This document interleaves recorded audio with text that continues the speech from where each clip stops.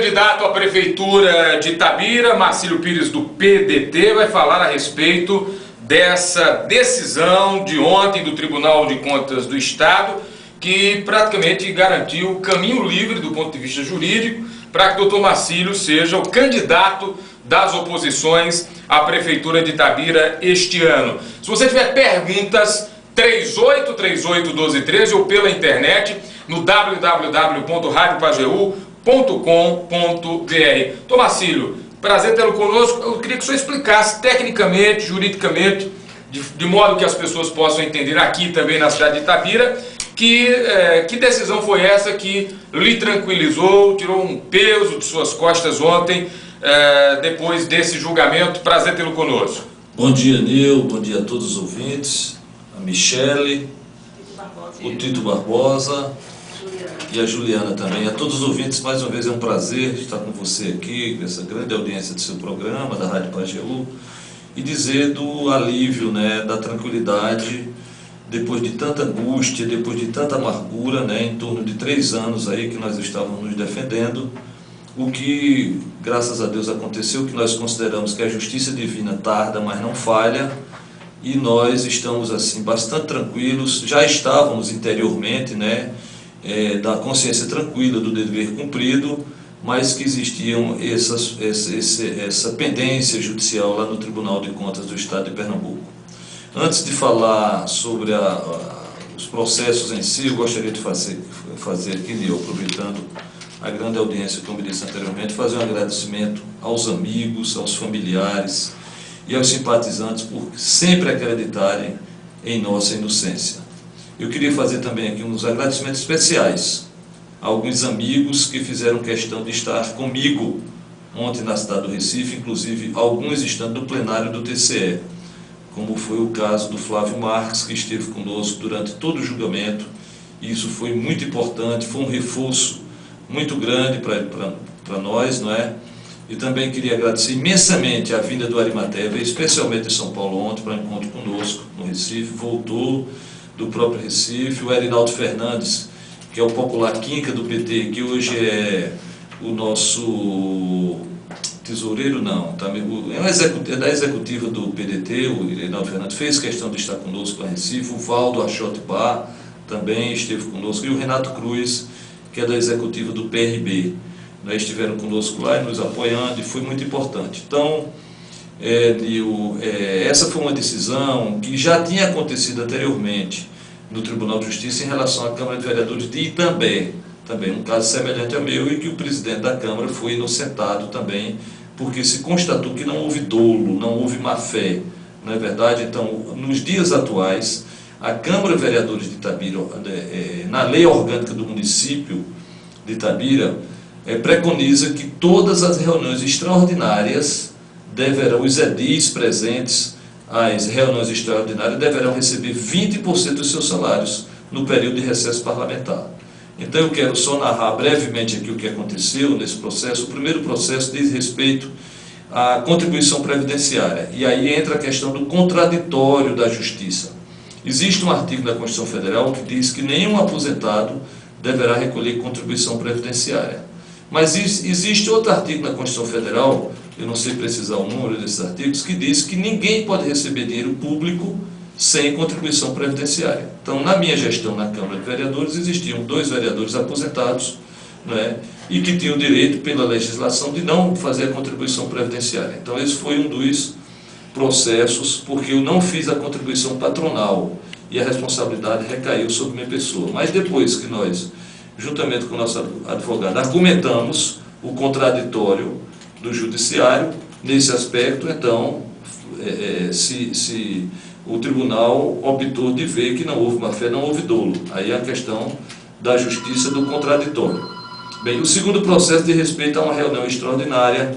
Isso nós temos documentação comprobatória de tudo isso, me parece aproximadamente no dia 17 de dezembro de 2007, o então prefeito, Dr. José Teles do Amaral, solicitou em caráter de urgência urgentíssima uma reunião extraordinária para aprovação de um projeto e que precisaria de ser enviado imediatamente para Brasília, essa aprovação pela Câmara dos Vereadores.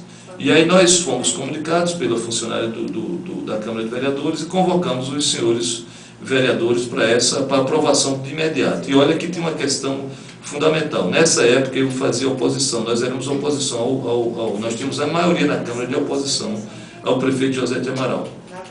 Então você, Nil, e todo o público ouvinte, imagine se nós nos recusássemos a fazer essas reuniões, o que daria de desgaste perante todo o mundo político, perante toda a população. Então nós fizemos as reuniões, as 2 reuniões, como requer o regimento interno da Câmara, fizemos a primeira reunião de apresentação do projeto e demos um prazo de 48 horas para fazermos a segunda reunião, a reunião final, para que nós pudéssemos estudar a fundo o projeto para ver se nós necessitaríamos fazer alguma emenda, algum aditivo, seja que fosse, para que esse projeto pudesse sair a contento.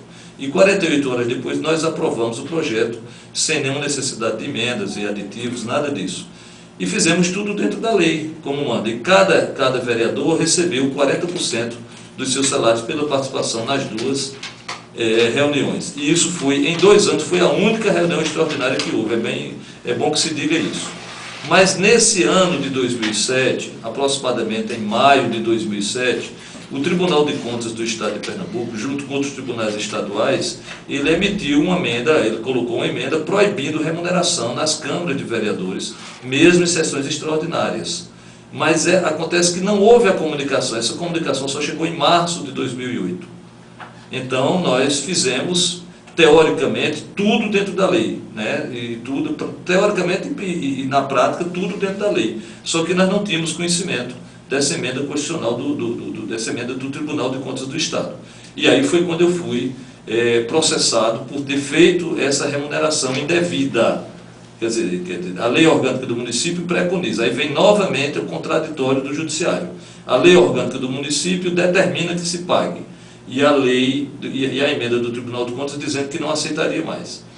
Então houve da nossa parte uma negligência inicialmente, que nós não valorizamos muito esse processo, que nós fomos argumentar que a lei orgânica do município determinava que fosse feito isso. E nós negligenciamos, não fomos ao tribunal, até deixamos para lá o processo e mandamos só dele. E aí eu fui processado. Aí foi quando nós fomos cuidar do processo. Infelizmente, quando nós fomos, ficamos alertados da gravidade do problema, que já estava a caminho da UTI, vamos dizer assim, esse processo estava a caminho da UTI judicial. Então nós passamos a enfrentar o problema de frente e encarar a gravidade do problema. E aí passamos a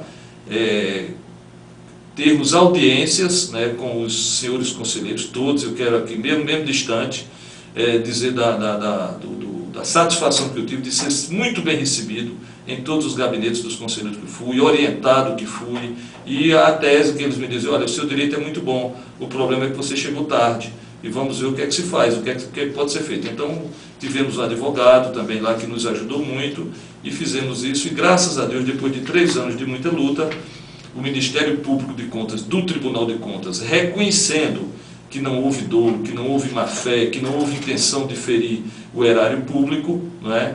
Então deu um parecer contrário à nossa condenação. Então o relator, o doutor Marcos Loreto, também o conselheiro Marcos Loreto, também seguiu o parecer do Ministério Público, né, colocando a nossa inocência, colocando que não poderia haver aquela condenação, porque foi feito tudo dentro da lei. E ontem, né, com muito nervosismo, que eu estava no público que estava assistindo, um público muito grande que estava assistindo, por sinal tinha uns 15 processos para serem analisados de várias cidades do estado de Pernambuco. E aí, graças a Deus, depois que o relator usou da palavra, a presidente, doutora Tereza Dueire, facultou a palavra aos relatores para poder relatar os seus pareceres, e depois que o doutor Marcos Loreto argumentou de uma forma extremamente convincente, todos os outros conselheiros acolheram o argumento do relator, e graças a Deus o processo, quer dizer, a minha condenação foi extinta, graças a Deus, e nós estamos muito felizes por isso. Eu acho que é uma questão de justiça também, como eu disse anteriormente, a justiça divina tarda, mas não falha. Agora,